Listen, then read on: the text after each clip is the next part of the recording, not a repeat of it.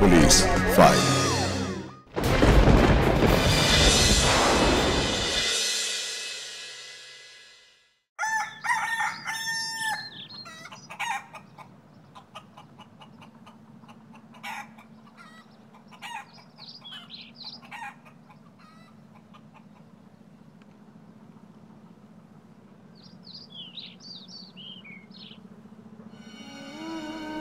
মা মরা মেয়ে, কত কষ্ট। বাপ হয়তো আমি তোর জন্য কিছুই করতে পারলাম না মা। জানো বাবা, দিদি না একদিন খুব বড় হবে, দেখো সেদিন আর আমাদের কোনো কষ্ট থাকবে না।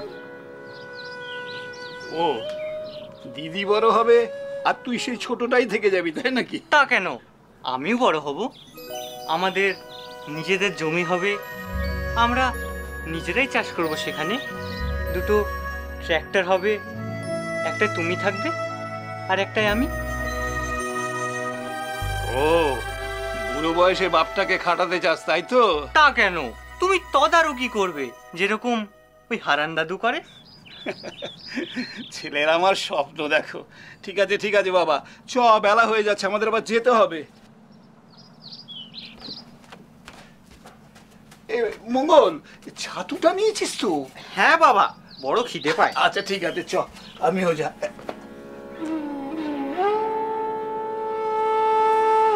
বাবা এগোচ্ছি।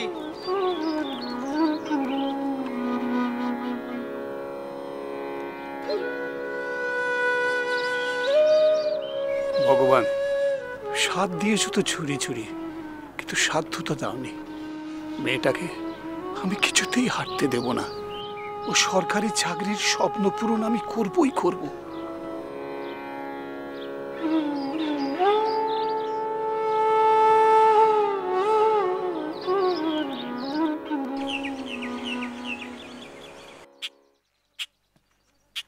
সীমা, সীমা বাড়িতে আছো? হ্যাঁ কাকিমা, আসছি। বলুন। সীমা, ও হচ্ছে রীতা বৌদি। উমা, চেনো দেখছি, ভালোই তো হলো। আসুন না, বসুন বসুন বসুন, আসুন বলুন। বলছি সীমা, ওর ছেলে মেয়ে দুটোকে তোমাকে পড়াতে হবে, সেই কথাই আমি বলতে এসেছি। নিশ্চয়ই পড়াবো। সীমা, তুমি আমাদের গ্রামের গর্ব, তোমাকে আমি চিনি জানি।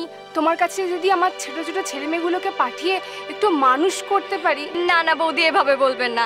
আপনাদের সবার সাহায্য আর আশীর্বাদ যদি না পেতাম তাহলে তুমি সামনের মাস থেকে পড়ানো শুরু করো। এই মাসটা তো শেষই হয়ে এলো, আর সামনে ওদের পরীক্ষা। আপনি একদম চিন্তা করবেন না, আমি সাধ্য মতো চেষ্টা করব। সীমা, তাহলে আজ আমরা উঠি, তুমি মনে হয় বেরোবে না? হ্যাঁ বলছি, শোনো না, আমার ছোটটাকেও কিন্তু তোমাকে পড়াতে হবে। ছোটটা কিন্তু আমার বড়টার মতো নয়, পাজির হাড্ডি। হাতের 5টা আঙুল কি সমান হয় কাকিমা? এই জন্যই বড়টা তোমার এত ন্যাওটা। সারাক্ষণ ঘরের মধ্যে বলবে দিদি এই করছে, দিদি তাই করছে। ওরা আসলে তো আমার ভালোই লাগে, সারাক্ষণ হই হই করে। আমার দুটো কিন্তু যন্তর, একটু খেয়াল রেখো সীমা। আচ্ছা বৌদি, একদম চিন্তা করবেন না, আগে পড়ানো তো শুরু করি। আচ্ছা রীতা, চলো, ও এখন বেরোবে। হ্যাঁ হ্যাঁ গো, ওই পড়াতে যাব, ওই মন্ডল পাড়ায়। তাহলে ওই কথাই রইলো, আসছি। হ্যাঁ আসি।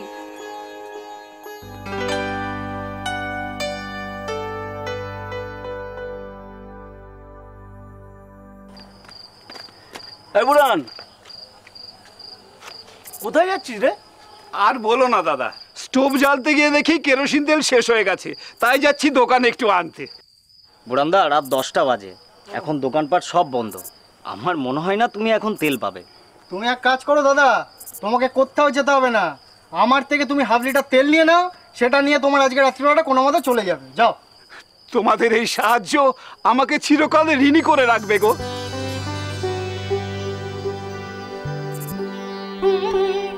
বুড়ান্দা, আমরা যা করছি তোমার জন্য নয়, তোমার মেয়ে সীমার জন্য করছি।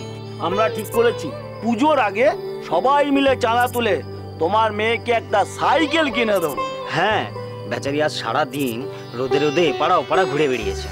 আমার বলতো ঘরে পা দিতে না দিতে কি হুজ্জুত, সীমার নাকি এক্ষুনি একটা সাইকেল চাই চাই। তোমাদের এই সাহায্য আর আশীর্বাদের হাত যেন আমার মেয়ের মাথায় চিরকাল থাকে গো। আরে না, কি বলছো? এই, রাখো রাখো রাখো রাখো রাখো বুড়ান্দা, এটা রাখো। আরে আমার মেয়ে তো সীমা মাসি বলতেই অজ্ঞান। আমরা বাড়িতে গিয়ে খাবো আর আমার আর একটা বোন না খেয়ে থাকবে, সেটা কি করে হয় তুমি আমাকে বোঝাও।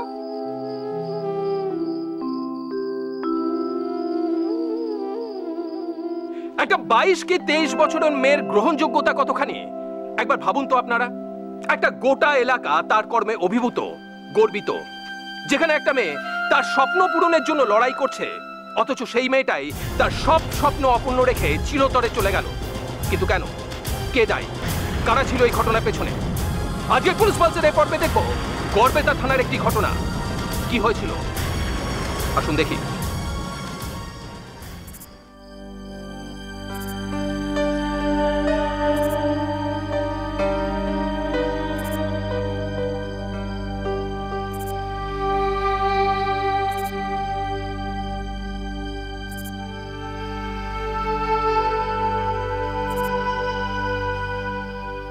এই দিদি, কি হয়েছে তোর? কোথায়? কিছু না তো। কিছু না বললেই হলো? দেখ তো একবার কি করেছিস। কোথায় কি করেছি? ভাইয়ের ভাতে কতটা নুন দিয়েছিস একবার তাকিয়ে দেখ। এ বাবা, তুই এই ভাতটা খাস না ভাই। তুই তুই আমার ভাতটা খেয়ে নে। তোর পাতে ভাত কই? তোর কি হয়েছে মা বলতো? সবার ফাইনাল এক্সাম আসছে, তাই সব টিউশনি বন্ধ। তারপর রেজাল্ট বেরোবে। সব মিলিয়ে এখনো 2 মাস কোনো রোজগার থাকবে না। তারপরে আবার আমার ফাইনাল পরীক্ষা শুরু হয়ে যাবে। ভালোই তো দিদি, কদিন বিশ্রাম করবি, যা হাড় ভাঙা খাটুনি তোর।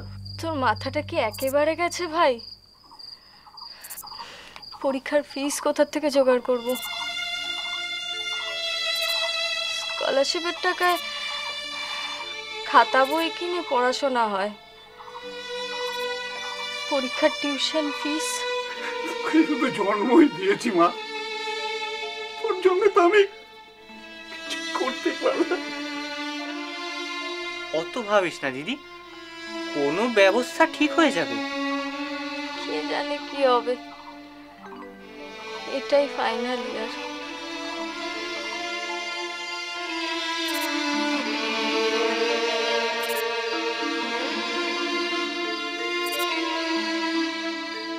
এবার আমি কি করব? আমার এত দিনের পরিশ্রম, লড়াই সব শেষ হয়ে যাবে। কিন্তু আমাকে যে নিজের পায়ে দাঁড়াতেই হবে।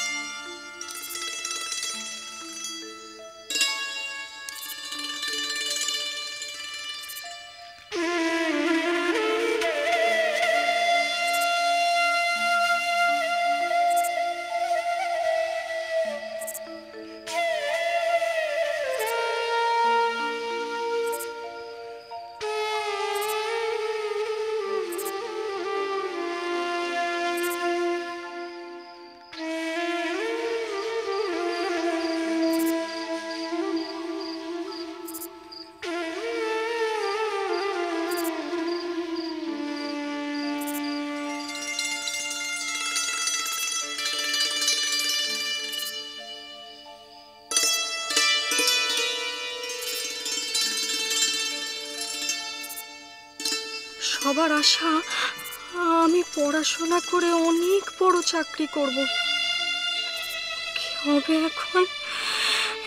ঈশ্বর পথ দেখাও, আমি যেন সবার ইচ্ছে পূরণ করতে পারি। আমায় শক্তি দাও।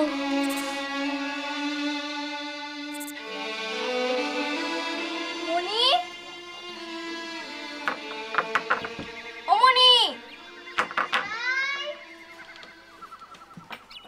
ও দিদি, বলো বলো কি বলবে? বলছি তোর মা আছে রে? আমি তো কিছু করিনি দি। দূর বোকামে, তুই কেন কিছু করতে যাবি? আমি তো তোর মায়ের সাথে দেখা করতে এসেছি। উমা সীমা, বাইরে দাঁড়িয়ে আছো কেন? ভেতরে চলো। না না, বলছি শোনো না, আজকের খবরের কাগজটা আছে? আছে তো, ওর বাবা পড়ছে। কেন গো, কোনো খবর আছে নাকি? না না, সেরকম কোনো ব্যাপার নেই। বলছি দাদার পড়া হয়ে গেলে আমাকে একটু দেবে গো, দেখবো। তুমি ভেতরে চলো না, তুমি দেখে নাও, ওর বাবা না হয় পরে দেখবে। এমা না না, দাদা আগে দেখে নিক। তুমি মনিকে দিয়ে একটু দুপুরবেলা পাঠিয়ে দিও না গো। আচ্ছা আচ্ছা, সে হবে কোন। এখন তুমি একটু ভেতরে চলো, একটু জল খাবার মুখে দেবে। হ্যাঁ, ঘরে চলো না, তুমি তো আমাদের বাড়ি আসোই না। আসবো বাবু, নিশ্চয়ই আসবো। তোর পরীক্ষাটা শেষ হয়ে যাক। এখনো রান্না চাপাইনি বৌদি, তুমি ওকে দিয়ে একটু পাঠিয়ে দিও না। আরে হ্যাঁ হ্যাঁ, তোমার ছাত্রী যখন শুনে নিয়েছে, তোমার বাড়িতে কাগজ ঠিক পৌঁছে যাবে। দুষ্টু মেয়ে, ভালো করে পড়ে নাও, ঠিক আছে? আসছি তাহলে। এসো, কি আর বলবো, ভেতরে তো এলে না। চ মনি, ঘরে চ। সেই দিন থেকে সীমা খবরের কাগজে চাকরির খবর পড়া শুরু করে। কলেজের ফাইনাল ইয়ারের পরীক্ষার ফিস জমা দিতে না পারলে তার কেরিয়ার, তার স্বপ্ন নষ্ট হয়ে যাবে। কি অদম্য ইচ্ছা আর অধ্যাবসায়, একবার দেখুন আপনারা। অবশেষে দিন 15 পর সীমা একটা পথের সন্ধান পেল। আসুন দেখি কি সেই পথ, কোন পথ সীমা বেছে নিল তার স্বপ্ন পূরণের জন্য।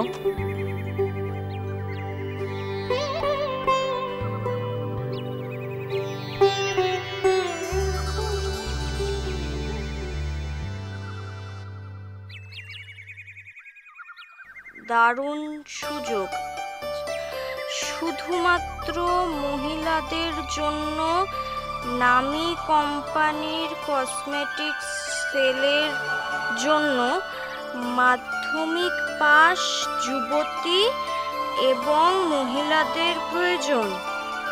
ফিক্সড মাইনে এবং ইনসেন্টিভের সাথে অন্যান্য সুযোগ সুবিধা।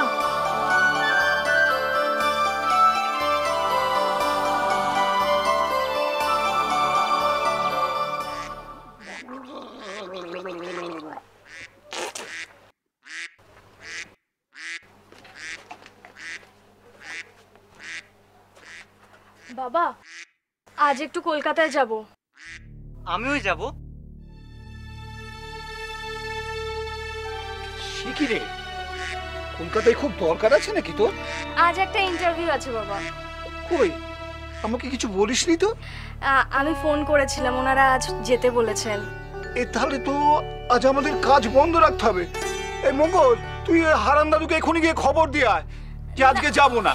না না, কোনো কাজ বন্ধ রাখতে হবে না, আমি একাই যেতে পারবো। তুই একা যাবি? আমি যাব না?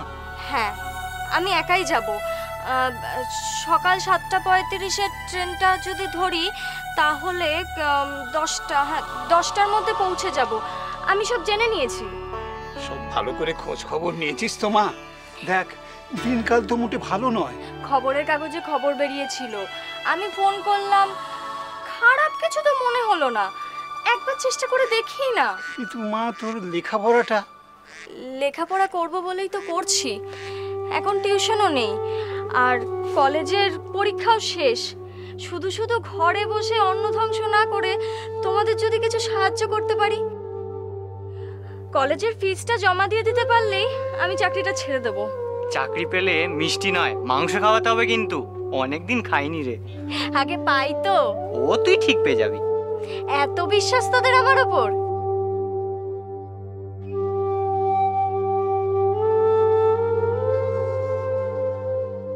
চাকরিটা আমাকে পেতেই হবে। সরকারি চাকরির স্বপ্ন পূরণ আমি করবই। নিজের স্বপ্ন পূরণের তাগিদে লড়াই করার অদম্য জেদ নিয়ে কলকাতায় ইন্টারভিউ দিতে এলো সীমা। প্রত্যেকের স্বপ্ন পূরণের একটা মূল্য দিতে হয়, সীমাকেও মূল্য দিতে হলো। কিন্তু কি সেই মূল্য?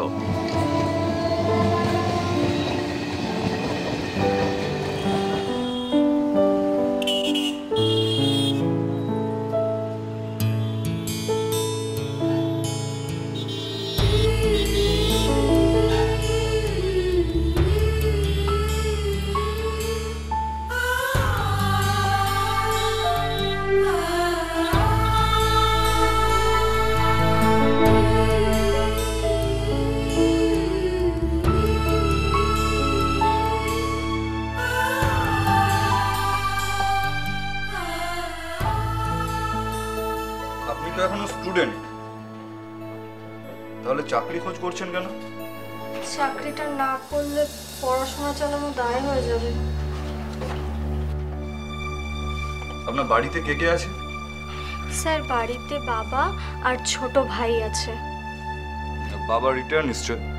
না, বাবা মাঠে চাষ করেন আর ভাই বাবাকে সাহায্য করে। এনিওয়ে, আপনি আগে কখনো সেলসের কাজ করেননি বোধহয়? না স্যার। দেখুন, সেলসের কাজে কিন্তু একটা বড় রকমের চাপ থাকে, টার্গেট অ্যাচিভ করা। মানে আমি কি বলতে চাইছি আপনি বুঝতে পারছেন নিশ্চয়? আমিও তো টার্গেট অ্যাচিভ করতে এসেছি। হ্যালো। হ্যাঁ স্যার, বলুন, শুনছি। হ্যাঁ, বলছি সেলসের কাজে একটা বড় রকমের চাপ থাকে। মানে প্রত্যেক দিন একটা নির্দিষ্ট পরিমাণ জিনিস আপনি যদি বিক্রি করতে না পারেন সেক্ষেত্রে কিন্তু অসুবিধা হয়ে পড়বে। আচ্ছা স্যার, বলছি মাইনের টাকাটা কিভাবে পাওয়া যাবে? দেখুন, আপনি একদমই ফ্রেশার, তাই কোম্পানি আপনাকে এই মুহূর্তে বিশেষ কিছু দেবে না। আপনাকে 1 মাস প্রভিশনে রাখা হবে। আপনার পারফরমেন্স দেখে কোম্পানি আপনাকে পে করবে। তবে এই মুহূর্তে আপনি যাতায়াত খরচ, ফোনের বিল এবং কমিশন পাবেন। যদিও সেটা কিন্তু খুব একটা কম নয়, অন্তত একজন কলেজ স্টুডেন্টের পক্ষে। এই সুমন্ত, ভাই আজকে আমাকে একটু বেরোতে হবে রে।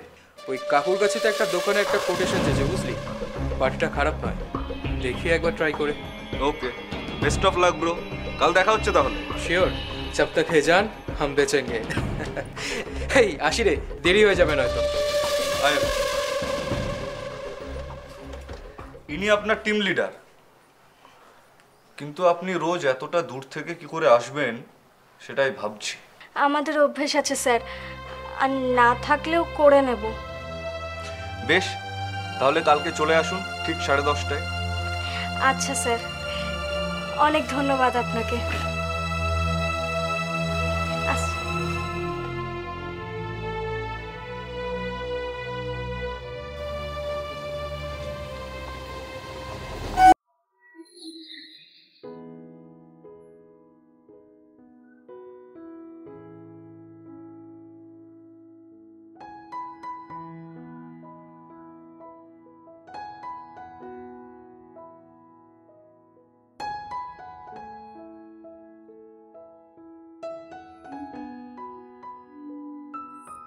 সুমন্ত, ওই মেয়েটা কে রে? কে? ওই যে এখানে বসে আছে, কাল ইন্টারভিউ নিচ্ছিলিস তো? তো সীমা, মেয়েটা খুব নিডি জানিস, নিজেরই পড়াশোনার জন্য অনেক খাটছি। তুইও তো মনে হচ্ছে অনেক খাটছিস। দেখিস বাবু, তবে আমাদের নিট পূরণ করতে পারলেই হলো। কি বলতে চাইছিস তুই? সবাই কিন্তু তোর দলে পড়ে না বিধান। আরে বাবা, সবাই না পুরো, কেউ কেউ তো পড়ে। আরে ওতেই কাজ চালে নেবো ব্রাদার। আর ওই যে বললাম, আমাদের টার্গেট পূরণ হলেই হবে। আচ্ছা বাদ দে ওসব, ওকে আমার টিমে। বেশি বাড়াবাড়ি করিস না কিন্তু।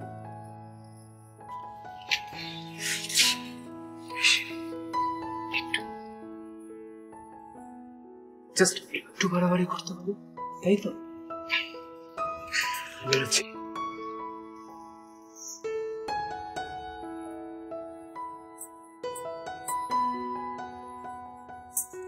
উঠুন।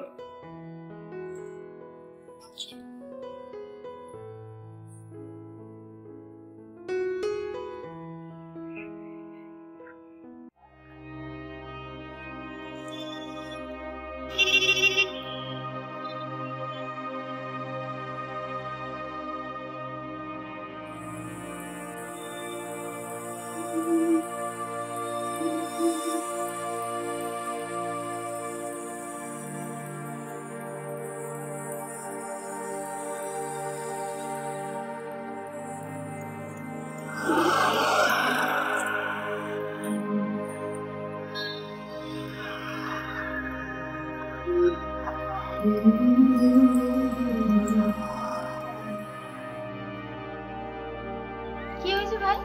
নমস্কার দিদি, আমি একটা সার্ভের জন্য এসেছিলাম। আমাদের কাছে না অনেক সুন্দর সুন্দর কসমেটিক্স রয়েছে, আপনি এটা দেখতে পারেন। এই পারফিউমটার গন্ধ খুবই সুন্দর এবং এটা পুরো একদম 12 ঘন্টা অবধি থাকবে, একটু যদি দেখেন।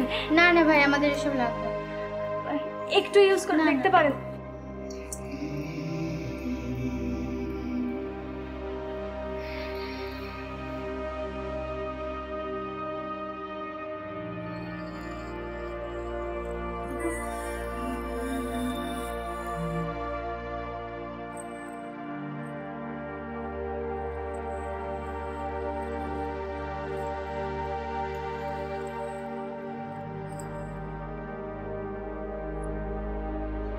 কি বলবেন এই ঘটনাকে?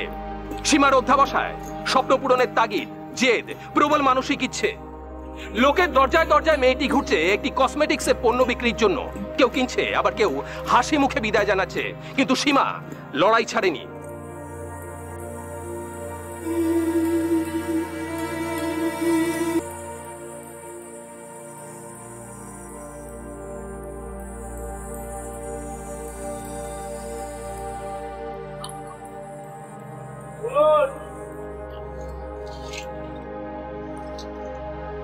নমস্কার ম্যাডাম, আমাদের কোম্পানি থেকে অনেক ধরনের প্রোডাক্টস আনা হচ্ছে। সেখানে এটা আপনি দেখতে পারেন, এটা খুব ভালো পিগমেন্টেশন, খুব ভালো প্যালেটটা, একটু আপনি দেখুন।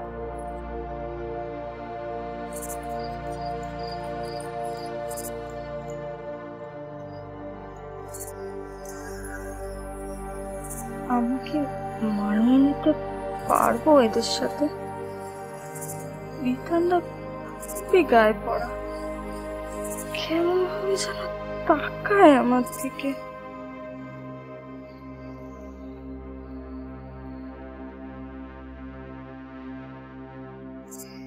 প্রতিদিন যদি বাড়ি বাড়ি ঘুরে আমায় কসমেটিক্স বিক্রি করতে হয়, তাহলে তো খুবই ক্লান্ত হয়ে পড়বো।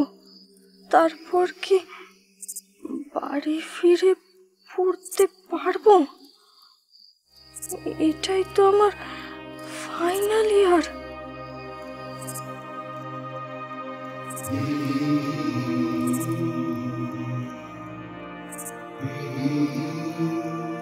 না না, আমাকে পারতেই হবে।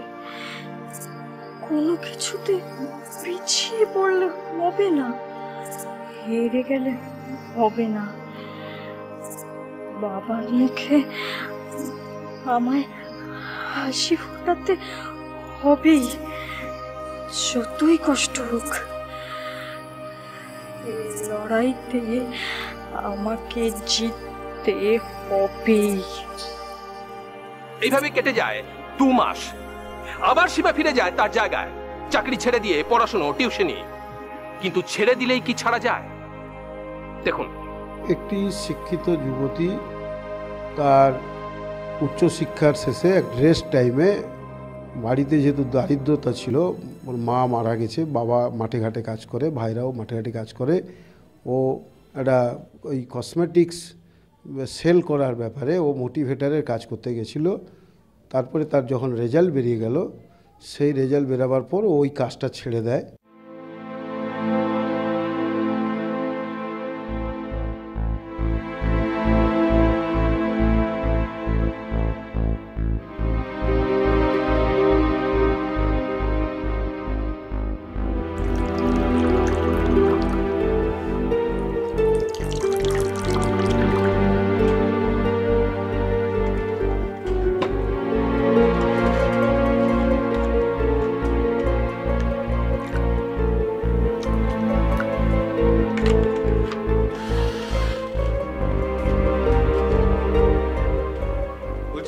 কাজের চাপে অনেকদিন কোথাও যাওয়া হয়নি।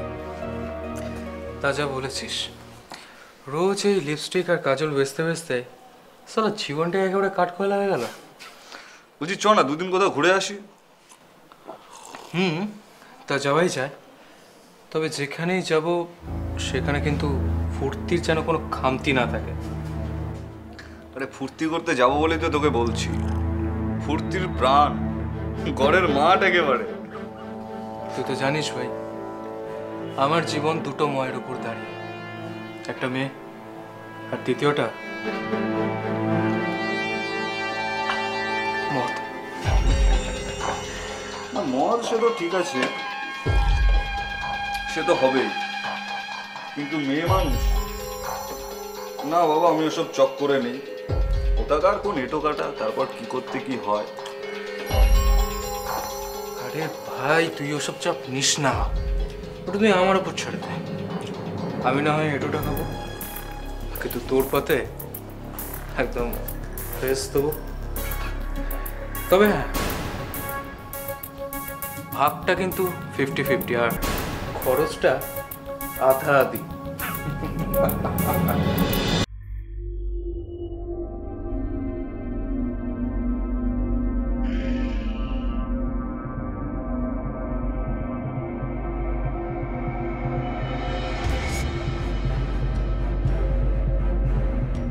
কি ব্যাপার ভাই, সেজে গুজে এই যে হলিডে মুড পুরো।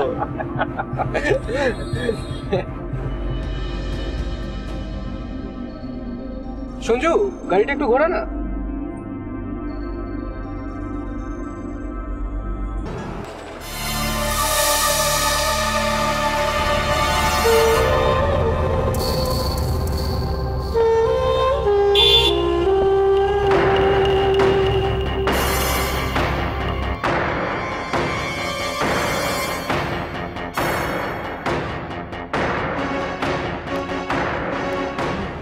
কি ব্যাপার ভাই, গাড়িটা ঘোরালি? তোকে তো বলছি ব্রাদার, ডোন্ট টেক চাপ, বিন্দাস পুরো জাস্ট এনজয়। সে তো বুঝলাম, কিন্তু যাচ্ছি কোথায় সেটা তো বলবি। আরে বাবা, সেটা এলেই দেখতে পাবি। একটু ধৈর্য ধর না রে ভাই। এ সঞ্জু, গাড়ির স্পিডটা একটু বাড়াতো, দেখছিস না বক্সটা তস হয়েছে না? আরে তোকে কি আবার এগুলো নতুন করে শেখাতে হবে নাকি রে? দেখছি আর কোথায় দাদা, শুনছি তো সবই। এ বাবা, এই যে দেখছি একবারে তৈরি ছেলে। তৈরি আর কি দেখলি রে, তো ট্রেলার পিকচার আমি বাকি বস।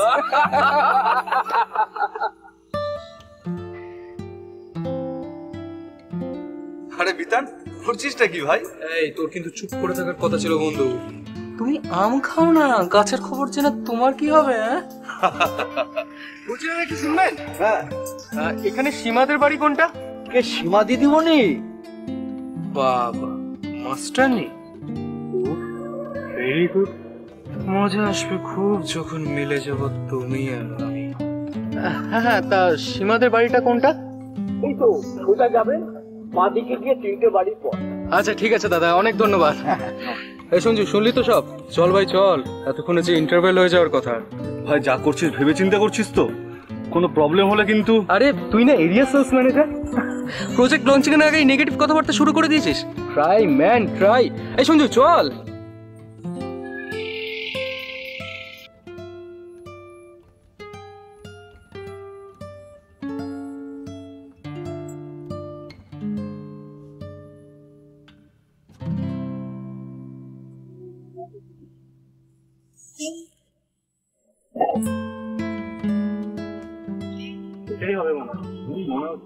চল, তুই যে আমি যাচ্ছি।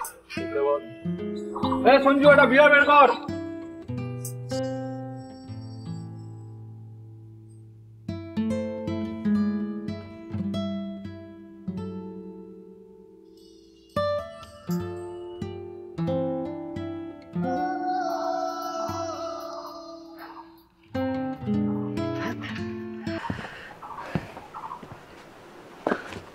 কি ব্যাপার? বলছিলাম যে এটা সীমা দিদিমণির বাড়ি তো? হ্যাঁ, কিন্তু আপনি? আমি কলকাতায় থাকি, ওই সীমার সাথে একটু দরকার ছিল। তা কোথায় গেছে একটু বলতে পারবেন? হ্যাঁ, কেন পারবো না। সীমা তো এই সময় পড়াতে যায়, কিন্তু ফিরতে ফিরতে প্রায় 2টো গড়িয়ে যাবে। দুপুর? হ্যাঁ। বাপরে বাপ।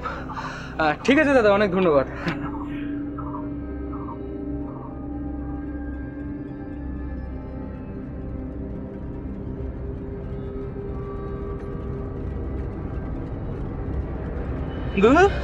দিদিমণি বাড়ি নেই, ফিরতে দুপুর হবে। সালা এই জন্যই তোকে বলেছিলাম নেগেটিভ কথাবার্তাগুলো বলিস না। আরে চিল ব্রাদার চিল, মৌচাকে ঢিল যখন মেরেছো মধু তো খেতেই হবে বন্ধু। গ্রামের মাস্টারনি বলে কথা, একটু রেসপেক্ট করো। এ সালার দেখছি গন্ধেই নেশা হয়েছে। এই সঞ্জু চল, দেখি কপালে কি আছে।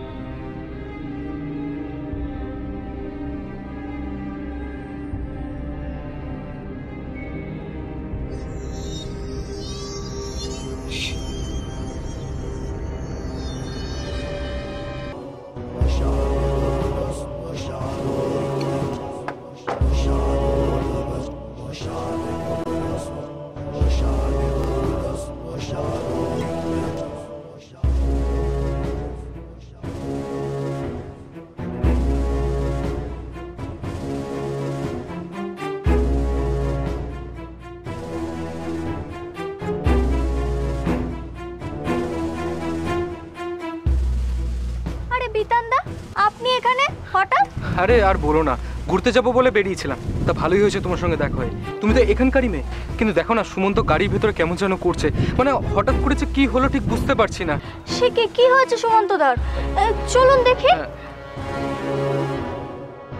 কি হলো বিতানদা? হ্যাঁ চলো চলো চলো চলো। সুমন্তদা, ও সুমন্তদা, কি হয়েছে আপনার?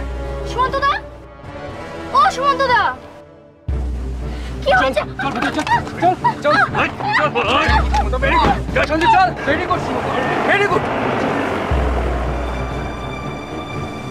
যে কোম্পানির মানে কস্টিউমগুলো মানে জিনিসগুলো সেল করা হয়েছিল, ওই কোম্পানির যে যারা সিনিয়র কলিগ ছিল তার বাড়িতে যায়। তার বাড়িতে গিয়ে দেখে যে সে নেই। তখন তারা ওই রাস্তা দিয়ে ফিরে যাচ্ছিল। ইন দ্য মিন টাইম ওই মেয়েটি টিউশন পড়িয়ে বাড়ি ফিরছিল। তখন তাকে ওই জঙ্গলের কাছে একা পেয়ে তাকে ওরা যে গাড়িতে এসেছিলো সেই গাড়িতে মুখে চাপা দিয়ে ধরে নেয়, তুলে নেয়।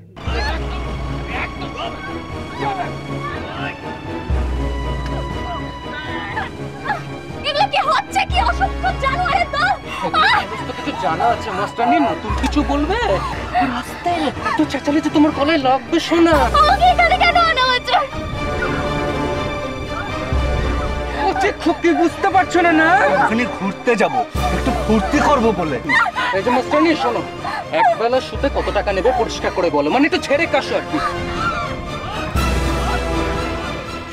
এখানে তিনটে ছেলে মিলে তোমায় নিয়ে এসেছি নিশ্চয়ই খাস গল্প করার জন্য নয়। ইডিয়েট কোথাকার। এই যে শোনো, সকাল থেকে না তোমার পেছনে অনেক সময় নষ্ট করছে, অনেক।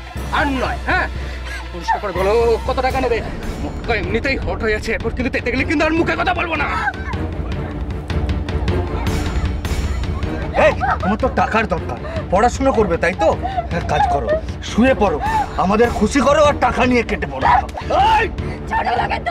এই শালি, এই তোর এত অকাত, আমার গায়ে হাত তুলিস? তোর হাত আমি ভেঙে দেবো। এই যে সীমা, এরকম করছো কেন? কুল বেবি কুল। আরে কলকাতা শহরে তোমার বয়সী মেয়েরা কতবার তার বয়ফ্রেন্ডের সাথে শুয়ে পড়ে জানো তো? বোকা মেয়ে, দুষ্ট কোথাকার। আরে মনে করো না তোমার ফুল সজ্জা। এটা কলকাতা নয় বিতানদা। ছি! সুমন্তদা, আপনিও?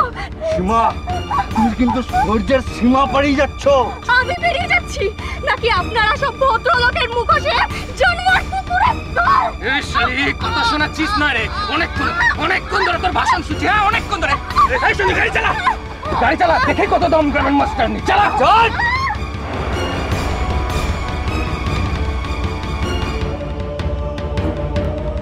একবার বলুন তো আপনারা, গরিব মেয়ে বলে কি সীমার আত্মসম্মান থাকাটা অন্যায়? সীমা কি একটা ভোগ্য পণ্য যে ইচ্ছা হলো কিনে নিলাম, ইচ্ছা হলো উঠিয়ে তুলে নিলাম? এ কি হচ্ছে আমাদের চারপাশে?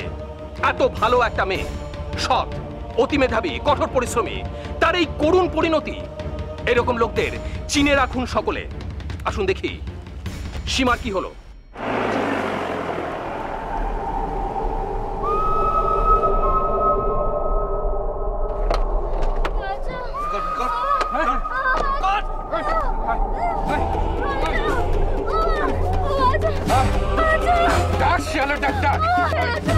কে আছে তোকে বাঁচাবার জন্য? দেখি আছে। কি বলেছো? কিছুতে যাবো না।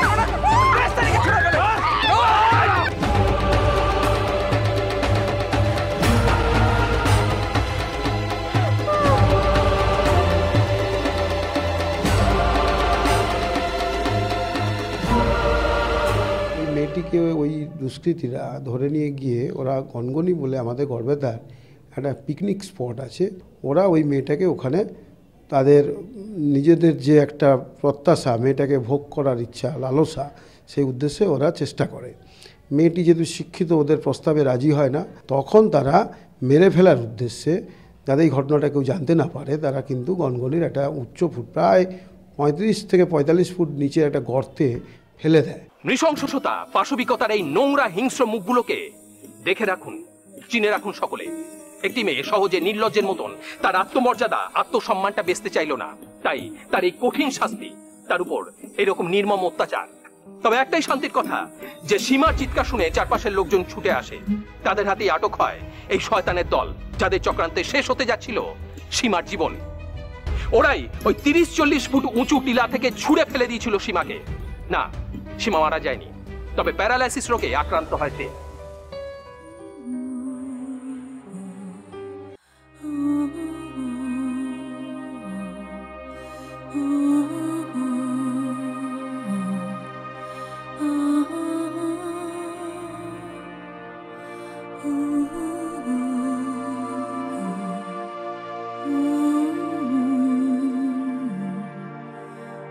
সীমা দেবী, আপনি কিন্তু চূড়ান্ত অসুস্থ। আপনি ঠিক করে বলুন, আপনি কি সজ্ঞানে এবং স্বেচ্ছায় কোর্টে যেতে চান এই অবস্থায়? আপনি নির্ভয় আমাকে আপনার স্টেটমেন্টটা দিতে পারেন।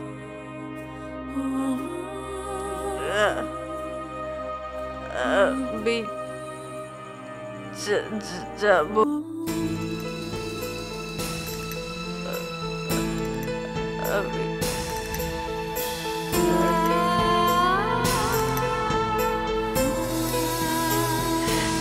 এটা ঠিক যে আমি আর উঠে দাঁড়াতে পারছি না।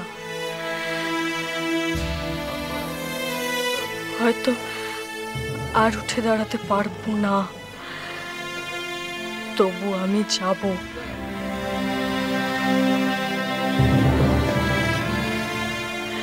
ওদের চোখে চোখ রেখে বলবো সব সত্যিটা।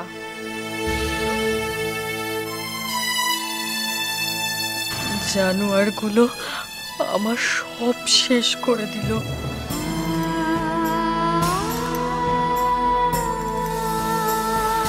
আমার স্বপ্ন, আমার ইচ্ছে, আমার জীবন সব শেষ করে দিল।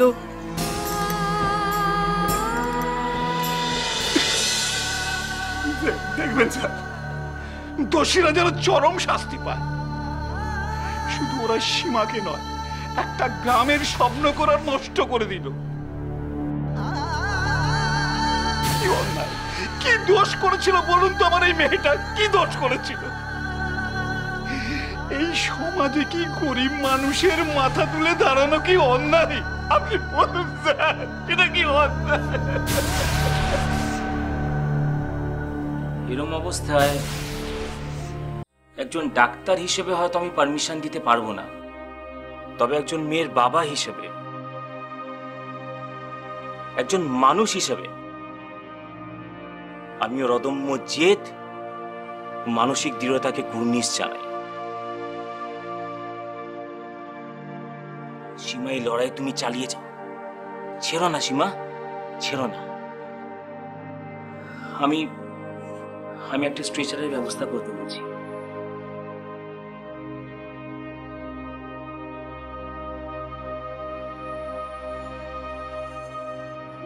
সীমা সেদিন স্ট্রেচারে করে কোর্টে তার জবানবন্দি দিতে গিয়েছিল, কিন্তু বেচারি আর বেশি দূর যেতে পারেনি। সীমার প্রত্যক্ষ জবানবন্দির ভিত্তিতে সুমন্ত, বিতান আর তাদের সহযোগী হিসেবে গাড়ির ড্রাইভার সঞ্জুকে 10 বছরের সশ্রম কারাদণ্ডে দণ্ডিত করে মহামান্য আদালত। কিন্তু সীমা তার জীবনের শেষ লড়াইতে মাথা উঁচু করে জয়ী হলেও বেঁচে থাকার লড়াইতে হেরে গেল। একদল অসভ্য ইতর নোংরা জানোয়ারদের চক্রান্তে এত তাড়াতাড়ি শেষ হয়ে গেল এত বড় একটা উজ্জ্বল ভবিষ্যতের সম্ভাবনা।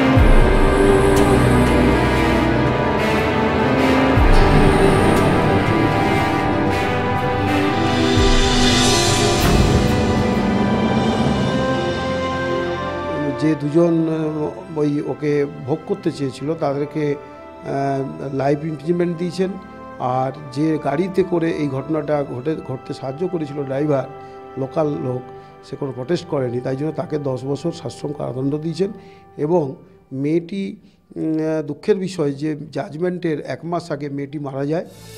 ওর পরিবারকে সরকারের পক্ষ থেকে 6 লক্ষ টাকা ক্ষতিপূরণও দেওয়া হয়। এই দুষ্কৃতীরা কিন্তু অনেক টাকা পয়সা দিয়ে এই কেসটাকে সেট আপ করার চেষ্টা করেছিল, কিন্তু এই মেয়েটি আত্মমর্যাদা, সে জানতো যে তার মৃত্যু তো হবেই, যা হয়েছে, সে কিন্তু অন্যায়ের কাছে মাথা নত করেনি এবং টাকার কাছে নিজেকে হারিয়ে যায়নি। সে কিন্তু বিচারটাই চেয়েছিল এবং এই বিচারে ওর পরিবার এবং এই এলাকার মানুষ সবাই কিন্তু সন্তোষ প্রকাশ করেছে। আজ এই পর্যন্তই। পরবর্তী পর্বে ফিরে আসবো এরকমই কোনো সত্য ঘটনার চিত্ররূপ নিয়ে। ততক্ষণ সুস্থ থাকুন, সতর্ক থাকুন, সাবধানে থাকুন। আর সোম থেকে রবি রাত্রি 8:30 আর দুপুর ঠিক 12:30 দেখতে থাকুন পুলিশ ফাইলস।